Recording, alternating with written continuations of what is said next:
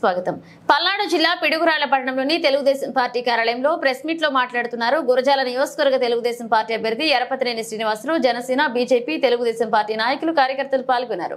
గతంలో మీరు వాలంటీర్ల సిస్టమ్ ప్రకారం ఇంటికి వెళ్ళి పంపిణీ చేయాల్సిన పరిస్థితి ఇప్పుడు కూడా ఉంది. ఇంటికి వెళ్ళి పంపిణీ చేయాలి. ఇప్పుడు కూడా అలా చేయకుండా వీళ్ళు అడుగుతున్నారు కాబట్టి మేము ఇంటికి వెళ్ళి పంపిణీ చేయము. మీరే వచ్చి తీసుకెళ్ళండి. గంటలు క్యూలో నిలబెట్టి ఇబ్బంది పెట్టి దాన్ని మామేడి నెట్టాలని చూస్తున్నారు ఈ చెత్త ఫెలోస్.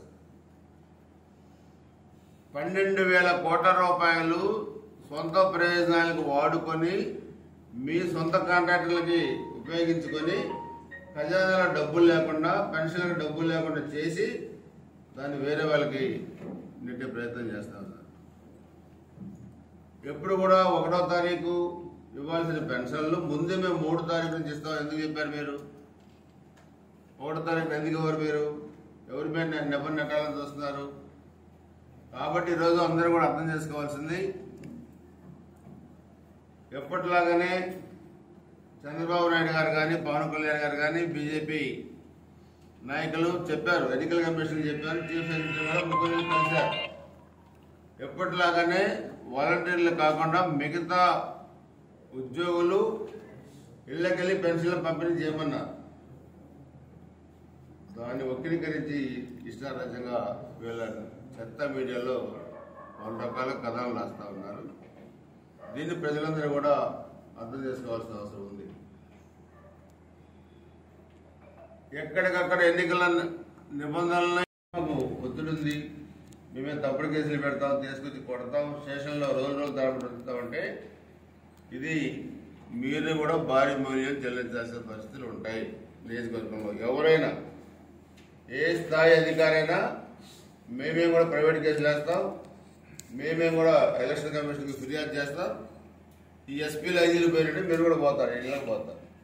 రేపు మా ప్రభుత్వం వచ్చిన తర్వాత మీరు చేసిన అవినీతి మీద, మీరు చేసిన అక్రమాల మీద ఏసీబీ దర్యాప్తు చేపిస్తాం. ఉద్యోగాలు ఓడతాయి, జైలుకి పోతారు. ఇంకా మీరు మారిన పక్షంలో ఇదే జరుగుతుంది మీకు భవిష్యత్తులో. ఇప్పటికైనా మారి బుద్ధి తెచ్చుకొని మీ నిబంధనల ప్రకారం మీ డ్యూటీ మీరు చేయండి. కానప్పుడు మేము కూడా ఏం చేయాలో మేము కూడా ఆలోచిస్తాం.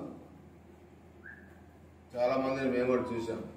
మేము కూడా 30,000 మంది రాజకీయాల్లో ఉన్నాం. ఇది సావోరేవో చేర్చుకోవాల్సిన ఎన్నికలు. ఈ ఎన్నికలు మేము 3 పార్టీలు కూడా ఛాలెంజ్గా తీసుకున్నాం. ఎటువంటి పరిస్థితిని కూడా ఫేస్ చేస్తాం. దీంట్లో ఎన్నికపోయే సమస్య లేదు. ఏ అధికారైనా ఇష్టారాజ్యంగా ప్రవర్తించి తగిన భారీ మూల్యం చెల్లించాల్సిన పరిస్థితులు ఉంటాయి. గుర్తుపెట్టుకోండి. మిమ్మల్ని వదిలిపెడతామని మాత్రం అనుకోవద్దు. మేము మొత్తం చేస్తాం, బయటికి మీ కథ అంతా తెలుస్తాం. ఇష్టారాజ్యం కనుక చేస్తే మీరు అతిథులుగా చట్టానికి, మీరు కూడా చట్టానికి లోబడే పనిచేయాలి. చేయకపోతే ఏమైందో చూశారు, ఇంకా చూస్తారు.